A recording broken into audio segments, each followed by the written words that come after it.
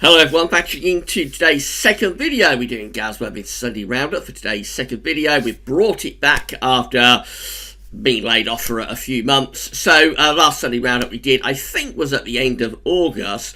And then of course we did winter updates through the autumn.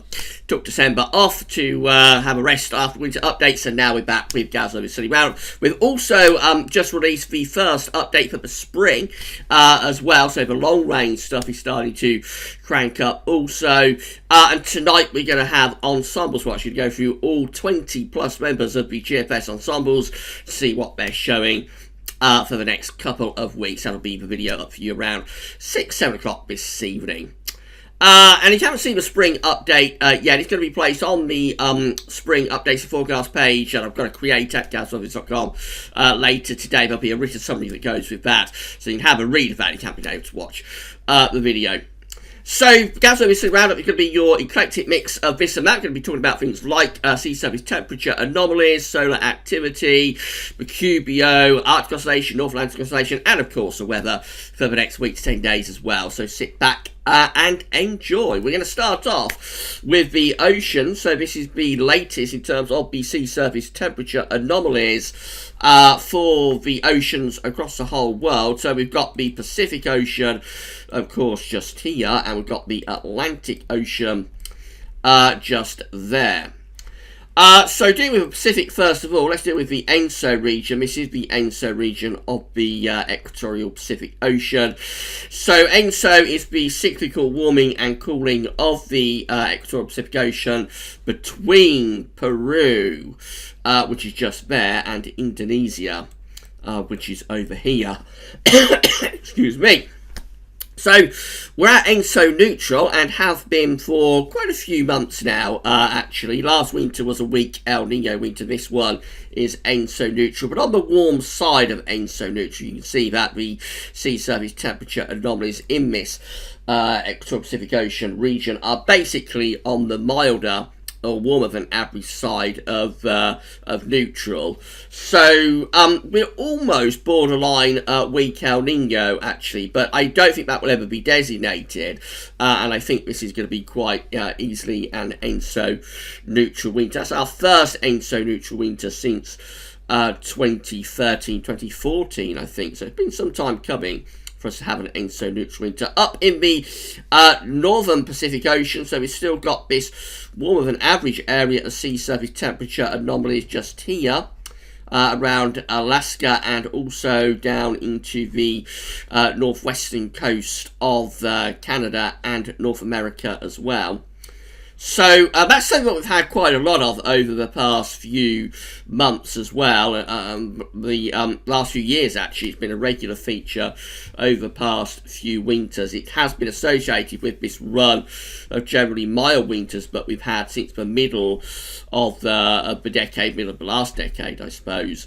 And it's still there this winter. So what this tends to do is send the jet stream on a northwest-southeast alignment across America. It can bring cold air down into northern parts of America, and then develop low pressure as the cold air runs out over the Atlantic Ocean, blow up the jet stream and bring westerlies across the Atlantic into Europe. We actually haven't seen that much of that sort of pattern this winter so far. We have had this ridge up here, but we've also had quite a warm ridge across southern and eastern parts of the state. So the coldest generally, and this is probably going to be the case over the next week or two, the cold generally been up in the northwest actually of the states and of Canada. So it's a little bit different pattern to what we've had over the past few winters, and generally quite a mild pattern on the east side of America, as well as being mild on the western side of Europe. By the way, this warm anomaly down here, right in the southern part of the Pacific Ocean, kind of to the east of New Zealand, that is, I think, being caused by a stationary area of high pressure. Going further north into the Atlantic Ocean, so we've got this almost horseshoe shape of cold sea surface temperature anomalies from the North Atlantic down towards the coast of the Atlantic coast of Africa. And then it's warmer just here, so it looks like it's cooler there, like a reverse tripole, and that's something that we've seen a little bit of over the past few winters as well. That is really associated with a milder than average winter signal. So the way the oceans are really for this winter, with the warm area up here, ENSO region being around ENSO neutral, and then this sort of horseshoe shape of cold from the North Atlantic to the coast of Africa, and warmer just there, cooler there, cooler there. Basically, the way the oceans are set up is not conducive to a cold winter. So one of the things that have gone wrong with this winter for anybody who is hoping for a cold one is the way the oceans are set up. They are not in a conducive state. The Atlantic and Pacific are not in a conducive state this winter for a cold winter. They're generally in a state that will deliver a mild winter. And I can't really see that changing over the next few weeks either. So we could still get cold conditions out of this winter though, but it will need something to force the change, such as a sudden stratospheric warming perhaps.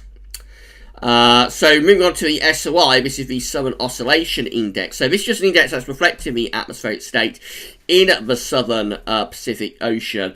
When it's from Queensland Government, which I think is part of Bureau of Meteorology in Australia. So when the SOI is in its negative phase, then the atmospheric state will be reflective of El Nino in the Pacific. When the SOI is in its positive phase, the atmospheric state will be reflective of La Nina. This red line here is the 30-day average for the Southern Oscillation Index. More about that in a moment. These are our daily returns. So it's measuring the air pressures between Darwin and Tahiti.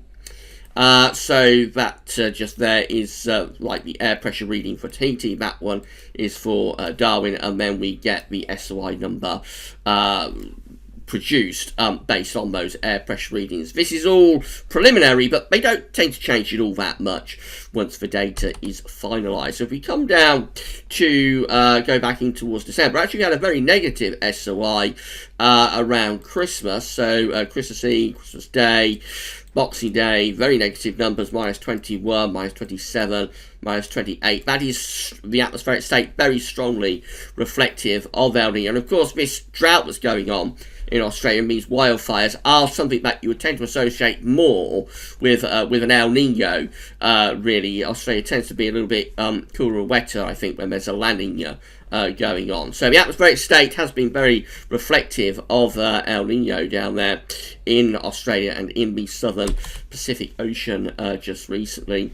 More very negative numbers into the new year. So 2nd of January went down to minus 17.42. The last couple of days have swung back towards positive territory. 4th of January comes out at 11.50. 5th of January comes out at plus 18.52. That's the atmospheric state swinging much more in towards the La Nina. Will that perhaps produce something a little bit cooler and wetter maybe for some parts of Australia? Have to wait and see about that. But definitely the atmospheric state has been in more of an El Nino type state, even though we're only at ENSO neutral and on the warm side of ENSO neutral. We're not in an official El Nino. I don't think an El Nino will ever be designated for this winter. I think the atmospheric setup, certainly in the Pacific, has been quite reflective of El Nino. Really, it has been in quite an El Nino state, and we see that through those negative numbers that we've had, particularly again around Christmas, but even going further back than that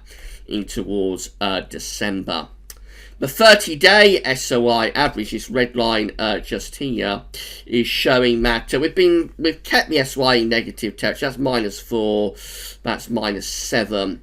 So we've been in negative territory on weekly negative, really going back into earlier in December. And then around Christmas we get this drop down towards minus 9 with the SY. It's beginning to pick back up now. The 30-day average is beginning to pick back up a little bit now, trying to get itself back towards minus 7, but it's still in solidly negative territory. And if you're just looking at purely the SOI, you will think that this is certainly December, probably the rest of winter, is an El Nino winter, even though the sea surface temperature anomalies are really around ENSO neutral, just perhaps into borderline weak El Nino type territory. But again, I don't think an El Nino will ever be designated for this winter. So it's quite complicated what's happening this winter from an ENSO perspective. We'll keep an eye on that over the next few weeks, of course.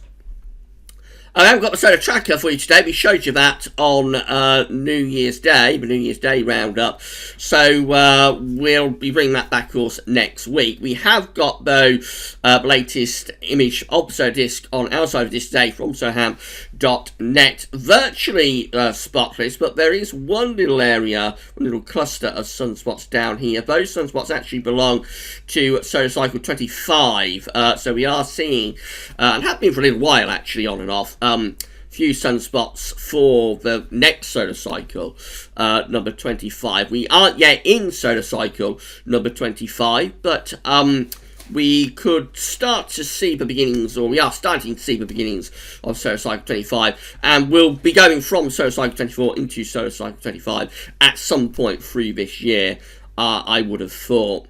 So activity is at very low levels today, and is expected to remain at very low levels for the next 3 days as well. Excuse me. Yeah, this is how the Eurasian snow cover is shaping up. So I haven't looked at this since we left off with winter updates, of course.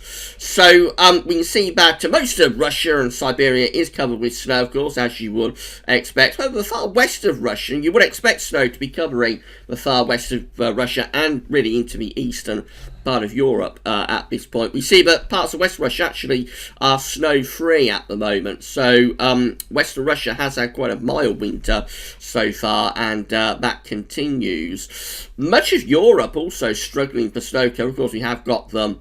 Have got some snow cover in the prone areas like the Alps. There's a little bit over towards the Ukraine, and some down here in the far southeast of Europe as well, around the Balkans, and they're going southwards of that. In towards like Romania, those sort of areas. But really, it's a pretty grim signal for snow cover across most of Europe at the moment. There's very little snow about. And even into west of Russia, we are down on the normal amount of snow that you'd expect in the middle of winter. In Scandinavia, we see that southern parts of Sweden are snow-free. Northern Sweden has got snow cover. Large parts of Norway also has snow cover, and then over in towards this Baltic area, there's quite a bit of snow about up there. So right in the far north of Europe, even though it's significantly mild on average, there is snow cover around, particularly over hills and mountains. But generally, Europe is well down on snow cover that you would expect in the middle of winter. With the second half of winter, see a recovery of snow cover. We'll have to wait and see. QBO next. This is a quasi-biennial oscillation. So this is an index that's reflecting the strength of the zonal westerlies, really. So when the SOI is in its, when the QBO, I should say, is in its negative phase, when we've got negative numbers, then we've gone into the easterly phase of the QBO, and that means that the zonal westerlies are slightly weaker. When the QBO is positive, we've got positive numbers, that means we're in the westerly phase of the QBO, and we will strengthen the zonal westerlies, really. It changes year on year. It's very cyclical. It should be quite regular. If we scroll down through the decades and the years and come down to 2019, we can see what happened during 2019. We went into the westerly phase of the QBO at the end of 2018. These two positive numbers just here for November and December 2018. And then through 2019, we see the westerly QBO strengthening. So we start getting these very positive numbers appearing, minus 14.59, plus 14.59, plus 14.36, plus 10.96. Very positive numbers with the QBO there. But then the numbers begin to weaken a little bit through the latter part of the year. It's been a slow reduction. Sometimes this can happen quite quickly. You can switch from the west to the east QBO quite quickly. This one's doing it relatively slowly. However, we're almost there now. So for December, December's QBO number comes out at plus 1.66. So it's about as weak as the QBO can get that, and I would anticipate that when we get into January, we get January's number just there and February's there, we will find a negative number turning up for one of those 2 months, and that will be the transition from the west to the easterly phase of the QBO. So we said when we did winter updates and winter forecasts that this would be a west to east transitioning QBO winter. That is very much still on course. I think either January or February will complete that transition from the west to the east QBO. Of course, what you have to bear in mind is that there is a little bit of a time lag between going into a different QBO phase and that having an effect on the troposphere. So although an easterly QBO, and we'll probably be in an easterly QBO officially either in January or February, although an easterly QBO will tend to slow down the westerlies, and it will tend to you'll tend to get a weakening of the zone westerlies, there will be a bit of a time lag on that, so it could be past winter really into the spring before we start to see a tropospheric response to this switch from the west to east phase of the QBO. The rest of 2019 or the rest of 2020 is likely to be an easterly QBO years, and even into the next winter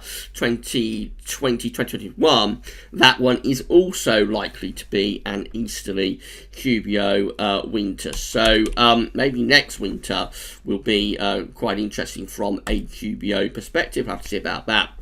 This is from NASA, so this is depicting the west and easterly phases of the QBO, where we've got these blue areas, that's where we're in the easterly QBO, where we've got these sandy coloured areas, that's where we're in the westerly QBO. If you think that this is like 10 HPA, the stratosphere up here, this is where the troposphere is around 30 to 50 HPA, that sort of area.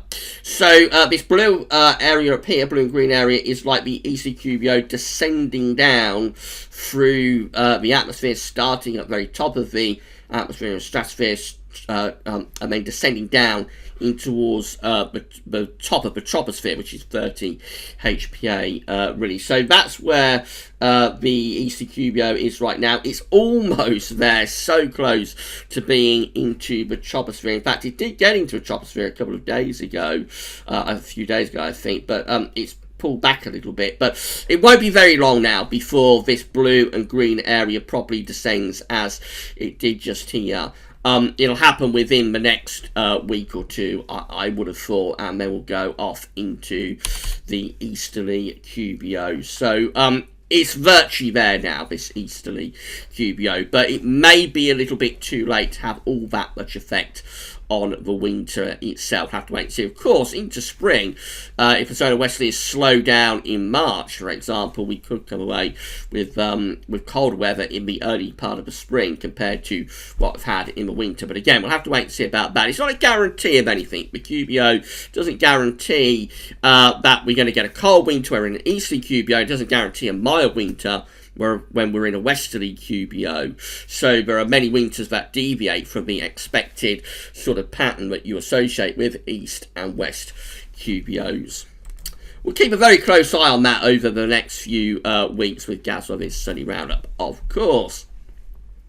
This is how the Arctic Oscillation observed and forecast is looking. So the black line shows where we've been with the Arctic Oscillation. The red lines at the end where the GFS ensembles are forecasting the Arctic Oscillation to go.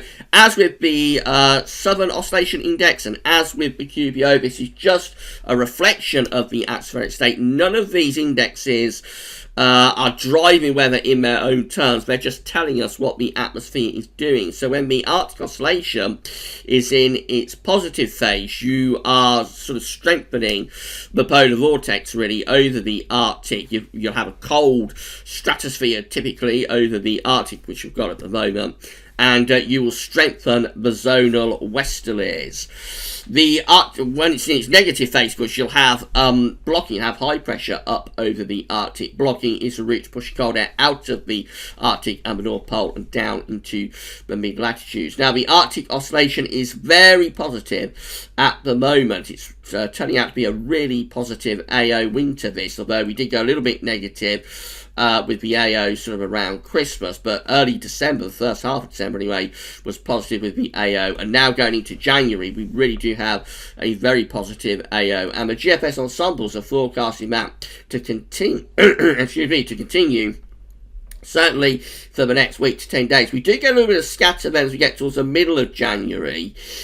So we have some of these members of the GFS ensembles going in towards more neutral territory. Some are even powering the Arctic oscillation up even further and going to around +6, virtually off the scale, can you believe, with the positive AO with some of those GFS ensemble members.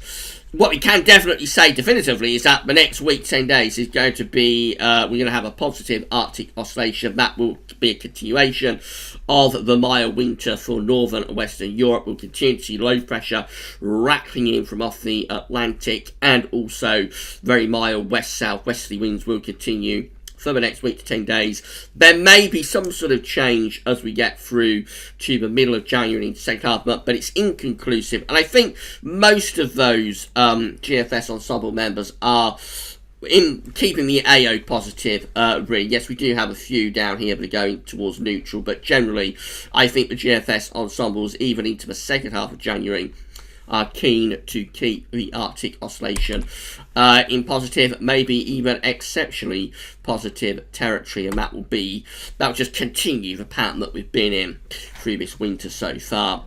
North Atlantic oscillation observed and forecast is the same idea. So again, black line shows where we've been with the NAO, red lines at the end where the GFS ensembles are forecasting the NAO to go.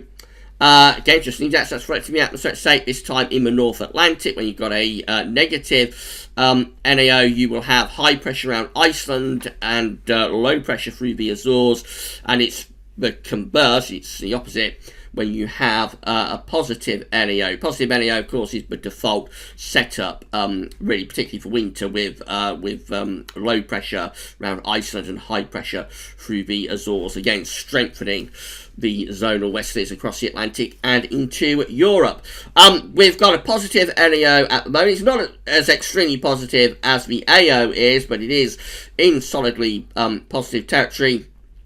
The GFS ensembles are keeping the NAO positive for the next week. And again, similar to what we saw with the AO, one or two ensemble members then as we get towards the middle of January, reducing the NAO, taking it towards neutral or weakly negative. However, most GFS ensemble members are keeping the NAO positive even into the middle and second half of January. So there's, from an index perspective, from an NAO perspective, there's no sign of a change to this mild winter that we're experiencing across much of northern Europe at the moment. There's no sign of a change to that, certainly into the middle part of January. A change could come later in the winter. It might come at the end of the month. It could come during February. But for now, definitely it looks like the westerlies continue to be powered up, and we continue with zonality, with both the AO and the NAO reflecting that situation. These are the GFS upper air temperature and precipitation ensembles for the next couple of weeks. So the red line is the 30-year upper air temperature average for Leeds. We're looking at Leeds today. So we can see very much signs of a zonal sine wave here.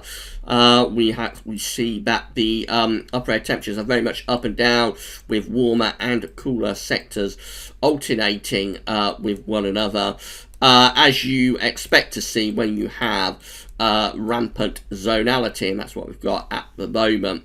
You would think that the warmer and cooler sectors would cancel one another out. You come away with around an average temperature. Actually, what happens with this is that we come away significantly milder than average at this time of the year. Reason being, of course, that when you're in the cooler sectors, you're not particularly cold, or you tend not to be particularly cold, and you tend not to get night frost, which is what you would really need to be able to cancel out those warmer sectors. We lose the zonal sine wave late on, but even then it looks like overall the GFS ensembles are keeping the upper air temperatures in milder than average territory. So overall on the mild and average side, definitely for the next week, probably for the next couple of weeks, with 1 or 2 cooler days thrown in. Precipitation wise, reasonably dry for the next few days, but gradually getting more unsettled through the course of the coming week, and going into middle of January, looks like we could be going into a more unsettled phase. So I wouldn't necessarily say the deluge is coming back, but we have before Christmas. But it certainly looks like we're going to go into a more unsettled phase as we get through towards like the end of the coming week, and then up to the middle part of January. Temperature anomalies from the 5th to the 13th of January, milder than average. Going to have above average temperatures for the UK and for Ireland. In fact, for nearly all parts of Europe, above average, very substantially warmer than average across Scandinavia and northwestern parts of Russia, up to 8 to 10 degrees above average there. It's a little bit cooler for Portugal, a little bit cooler for Greece and for Turkey in the southeastern corner, but otherwise most places in Europe are milder than average, and the UK and Ireland are included in that. Precipitation anomalies day by day are gradually getting more unsettled as well. This is the precipitation anomaly from the 5th to the 13th of January. Average to a little bit wetter than average, particularly for northern and western parts of the country. That may start to trend wetter still. Very dry across much of southern Europe. This is how the midnight GFS run was looking. So, starting on Wednesday, we're going to have a very mild push there from Tuesday through to Wednesday, as we said in yesterday's videos. That's still hanging around first thing on Wednesday when it turns cooler and fresher. Low pressure could bring a very wet day on Thursday to many parts of the country. That gets out of the way through Friday, turns drier, a little bit cooler as well. Then on Saturday, the next batch of wet and windy weather coming in off the Atlantic. Back to showers, probably on Sunday, and a little bit colder on Sunday next week as well. Could bring in some rather cooler air from the northern Atlantic. Showers might turn wintry in the north. Then it looks quite stormy as we're moving towards the middle of January. This is the 14th of January, very wet and windy. The central pressure of that is around 950 millibars to west of Scotland, so severe gales battering the country and more heavy rain with that as well. That persistent rain gets out of the way by day 10, which is Wednesday 15th of January, and then we're into a colder, showery run of west-northwesterly winds once again. More extended range, keeping unsettled conditions going, although some ridging begins to develop down in the south. That turns southern, southeast parts of the country a bit drier and very mild as wind pushes up from the southwest. Still quite unsettled though up in the north, and that's how we finish up with the midnight GFS run. Still looking largely unsettled, particularly for northern parts of the country. The 6 o'clock GFS run has been updating as we've been speaking, so let's have a look at that. Wednesday, again, we're getting rid of that very mild air first thing on Wednesday morning, but it turns a bit cooler. Thursday, low pressure, quite a deep low coming in off the Atlantic, could give a very wet day for many of us on Thursday. That low gets out of the way through Friday. Into Saturday, we turn wet and windy, but also very mild. Sunday will be showery and quite a bit cooler. Showers could turn wintry up in the north. Into next week, so this is Monday 13th of January, again looking pretty wet and windy across most parts of the country. It's not quite as deep with that low on the 6 o'clock GFS run for the 14th of January, but still looking pretty wet and windy. Could be gales, especially so northern and western parts of the country. Up to day 10, that's how we're looking. The unsettled weather goes on. Let's see if we can go any further.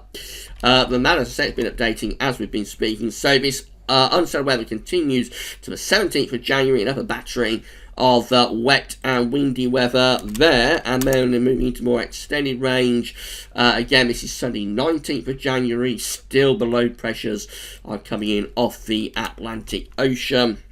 And as far as we can go is to Tuesday the 21st of January. At this point, still looking quite unsettled, although a little bit of ridging starting to take place out to west, possibly signs of something a little bit drier, perhaps a little bit colder coming up there for the sort of final week, 10 days of January. If there is going to be a change to colder conditions, it will, I would have thought, happen in the last week of January. There is a bit of a question mark about this last week of January. So if there was to be a change to something colder. I suspect we've got to wait until the last week of January. I can't see much sign of it happening before then.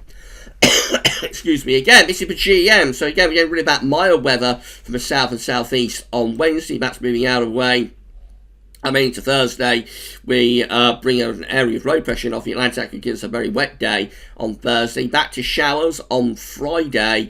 And then into weekend, Saturday, wet and windy and very mild. Sunday turns more showery and a little bit cooler. Into the following week, this is Monday 13th of January. Again, low pressure is coming in off the Atlantic, quite a deep low in the North Atlantic, so there could be gale force winds with that around the 13th, 14th, and also a chance of heavy rain too. That's how we look on Wednesday the 15th of January, still with this low in the North Atlantic, still powering in those westerly winds as well. And then the ECM looks like that, getting rid of the mild air from the south on Wednesday morning. Thursday could be very wet. The place of this low pressure is changing from model to model, you'll have noticed. So exactly who gets the rain on Thursday, where it is, remains to be seen. But there will be some quite heavy rain around on Thursday. Then into Friday, a drier, quieter day. Weekend turns more unsettled again, but also milder as the winds push up from the southwest. Into following week, it's Monday 13th of January, looking quite unsettled, and then turns a little bit stormy there on the 14th of January again. Very deep low out to west of Ireland, bring up more of a southerly wind with this. In fact, that is a little bit of warm air advection going on there. So what happens with warm air advection is that you push up a southerly, usually a southerly, a long way northwards in towards the Arctic or Greenland, something like that. And on the eastern side of a warm air advection, you can start generating an area of high pressure, sometimes setting it up over Scandinavia.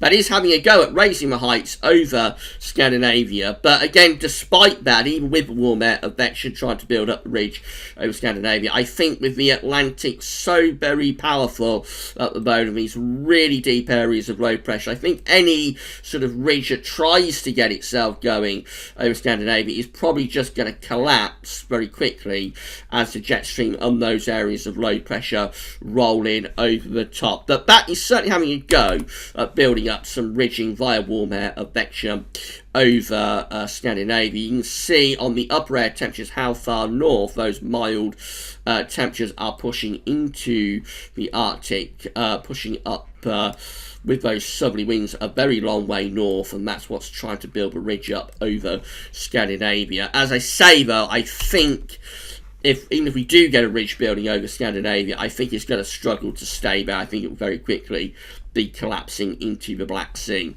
Without some sort of game changer like a sudden stratospheric warming, I think any ridging over Scandinavia is really going to struggle with this winter. This is a precipitation forecast based on that ECM run. So starting today, a little bit of rain in the northwest. This is from tameteo.com, of course. A little bit of rain in the northwest today, otherwise reasonably dry. Starts turning more unsettled tomorrow though. Wet weather coming in from off the Atlantic tomorrow. Outbreaks of rain spreading across the country. And then into Tuesday, the rain is particularly in central northern areas. It will be a little bit dry down in south, very windy, but also very mild on Tuesday. And then into Wednesday and Thursday, here comes that next area of low pressure. So that's bringing rain mostly to the northern part of the country on Thursday. The placement of that low is changing from model to model, though. Could be wet further south. You'll notice there is a chance of some snow across Scotland with that on Thursday as well. So that's one to watch. Into the weekend, it turns drier for a time, but then more low pressures are coming in from the Atlantic, bringing rain particularly to northern and western parts of the country over the weekend and also into next week as well. So no end really to this very unsettled but also mild winter. These are the options that are on the table within the ECM ensembles today for day 10, which gets us to the 15th of January. 24 members of the ECM ensembles with low pressure to the west and high pressure to the east. That does include the operational and control run. The operational run is the run we've just been looking at, of course, from the ECM WF. Mild southerly winds pushing northwards between the low pressure in the Atlantic and the high pressure to the east. 15 members of the east ensembles with the low pressure a little bit further back into the Atlantic and a little bit stronger with this ridge. That's a rather drier option, probably quite mild with that. And then 12 members of the ECM ensembles again with this idea of high pressure to the east, low pressure to the west, and that's going to be pretty mild too, but also a little bit drier, especially for southern and southeastern parts of the country. In 2 weeks' time, these are the options that we've got. So 22 members of the ECM ensembles, 20th of January, 22 members of the ECM ensembles with high pressure then almost over the top of the country. Low pressure pushed out into the Atlantic, so that's settling things down quite a lot. Probably turning colder with that as well. Only from frost, wouldn't be any snow around with that. But yeah, that one is a rather drier and colder option, I think. 18 continue the Atlantic onslaught with low pressure again coming in off the Atlantic and spells of rain too. And then 11 just here, taking the high pressure further north to Scandinavia. They're setting the high up towards Scandinavia and will be bringing easterly winds. So they're colder, possibly even wintry showers across eastern parts of the country if the air is cold enough. That probably happens from that warm air advection idea I was just talking about that we start seeing at day 10. But again, with the Atlantic so powerful, I think the ridge is going to stick over Scandinavia if it does build. Finally, just having a look at CFS V2, so these are 500 millibar heights broken down into week periods. The first week period takes us from the 5th to the 11th of January. The coming week will have high pressure very close to us and low pressure up to the north. So a fair amount of dry weather, but gradually getting more unsettled. Gradually, we will be breaking this ridge down. In fact, by the end of the coming week, it's going to be properly unsettled. Then we go through to week 2, which is the 12th to the 18th of January. Same idea as what you saw with the ECM. Really high pressure sets up to the east, low pressure sets up to the west, so we will be bringing up mild or very mild southerly winds. And of course, with this pattern, you can also slow down the progress of the weather front, so that can turn into a very wet pattern. As we see weather fronts coming in off the Atlantic, but stalling as they come up against that ridge sitting to our east, a wall of high pressure. Week 3 is the 19th, 25th of January. Then the high sort of gets to Scandinavia, starts to take over. So this could be a little bit drier and colder. Winds going more sort of southeast. It's not a proper easterly that we've got there, but it would be, I think that ridge is strong enough to break us out of the unsettled conditions, and we probably go a little bit drier and colder from frost and fog, that sort of thing, in that week. Then we're back into unsettled conditions again for week 4, which is 26th of January to the 1st of February. Low pressure then starts to push the ridge back eastwards again, and we see a return of westerly winds with the high pressure receding towards the western part of Russia.